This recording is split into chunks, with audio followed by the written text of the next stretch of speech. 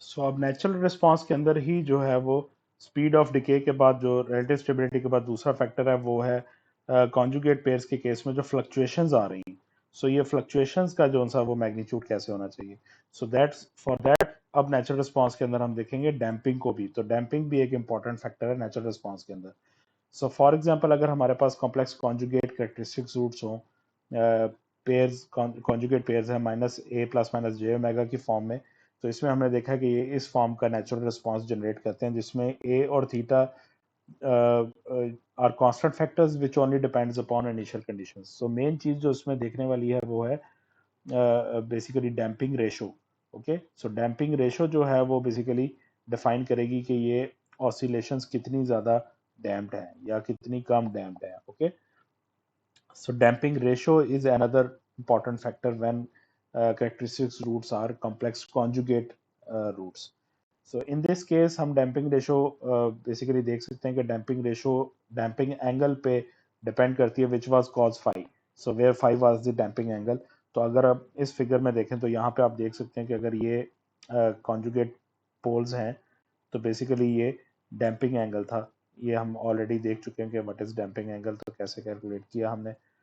तो अब ये डैम्पिंग एंगल बेसिकली डिफाइन कर रहा होगा कि इसकी डैम्पिंग रेशो क्या होगी, और डैम्पिंग रेशो से हमें पता लगेगा कि ये कैरेक्टरिस्टिक रूट्स की जो ऑसिलेशंस हैं ये कब डैम्प होनी है। ओके, सो ऑसिलेशन कितनी ज्यादा है ये डैम्पिंग रेशो ने डिफाइन करना है।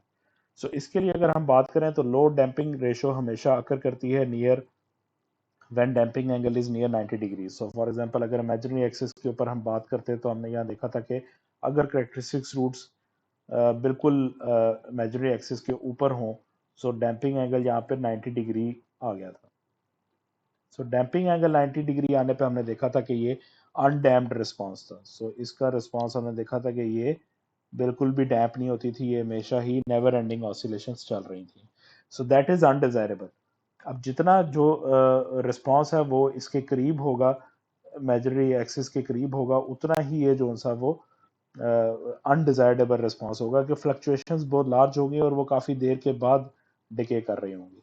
सो बेस्ट पॉसिबल ये है कि बेस्ट डैम्पिंग रेशो हमारे पास होगी with damping angle 45 degrees. That means कि ये डैम्पिंग रेशो 0.707 की डैम्पिंग रेशो जनरेट करेगा, जिस तरह कि हमने इस कर्व के अंदर देखा है। सो 45 डिग्रीज के डैम्पिंग एंगल के साथ हमारे पास डैम्पिंग रेशो 0.707 generate होगी। cos of 45 is 0.707. So this 0.707 is best damping ratio because of we have already seen in settling time कि ये best क्यों है। So जैसा कि हमने यहाँ पे देखा कि normalized settling time was minimum at this point, और यहाँ पे damping ratio जो थी वो 0.707 थी।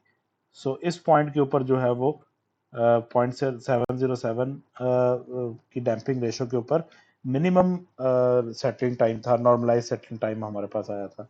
और इस कर्व में भी अगर हम देखें, सो इस सॉलिड ब्लैक लाइन पे इस पॉइंट के ऊपर जो है वो मिनिमम वैल्यू है इस पूरी कर्व की, which is 0.707 of damping ratio, and it is showing basically 3 normalize settling time.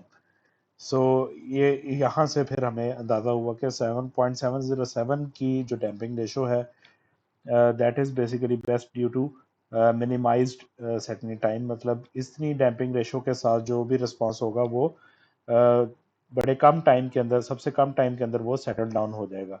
और जैसे जैसे डैम्पिंग रेशो जो है वो 0.707 से कम होती जाएगी, सो उसके कम होने पर हमने देखा है कि बेसिकली सेटलिंग टाइम इंक्रीज होता जाएगा। जैसे यहाँ पे हम देख रहे हैं कि सेटलिंग टाइम बढ़ रहा है, तो कम डैम्पिंग रेशो जो है वो बेसिकली हता के जीरो पे चली जाए तो ये जीरो डैम्पिंग रेशो का मतलब है कि इमेजिनरी एक्सिस के ऊपर कॉन्जुगेट पेयर्स जो कि नेवर एंडिंग ऑसिलेशंस हैं, अनडैम्प्ड सिस्टम को शो करता था। ओके, सो जिस तरह से डैम्पिंग रेशो रिड्यूस होती जाएगी 0.707 से, दैट इज अनडिजायरेबल।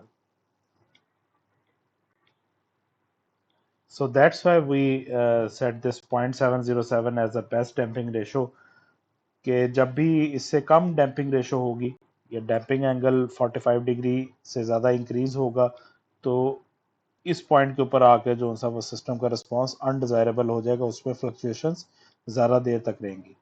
तो 707 से कम जो डैम्पिंग रेशो है वो अनडिजायरेबल है, मींस के सिस्टम अंडर डैम्प्ड से जो है वो अनडैम्प्ड की तरफ चलना शुरू हो जाएगा। ओके, सो इसमें बेसिकली फिर हम यही कोशिश करेंगे कि हमारे पास डिजायर्ड डैम्पिंग रेशो है, जितने भी कैरेक्टरिस्टिक्स रूट्स आए जो कि कॉम्प्लेक्स कॉन्जुगेट पेयर्स हैं जिनकी वजह से ऑसिलेटरी टर्म्स आ रही हैं, तो वो सब के सब इस ग्रे शेडेड एरिया के अंदर रहें, इस बॉन्ड के अंदर रहें, मींस कि उनकी डैम्पिंग रेशो जो है वो 0.707 से ज़्यादा होनी चाहिए। ओके, सो हमें पता है कि जिस तरह अगर हम बात करते हैं कि अगर रियल एक्सिस पे कॉन्जुगेट पेयर्स हों तो वो डैम्पिंग रेशो 1 हो जाती है क्रिटिकली डैम्प्ड के केस में।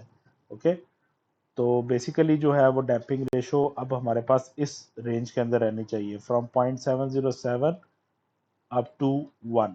ओके, सो इस केस के अंदर डैम्पिंग रेशो रहे तो वो ये ग्रे शेडेड रीजन बनता है, और ये बेटर जो सा वो नेचुरल रिस्पांस को रिप्रेजेंट कर रहा है अगेंस्ट डैम्पिंग रेशो।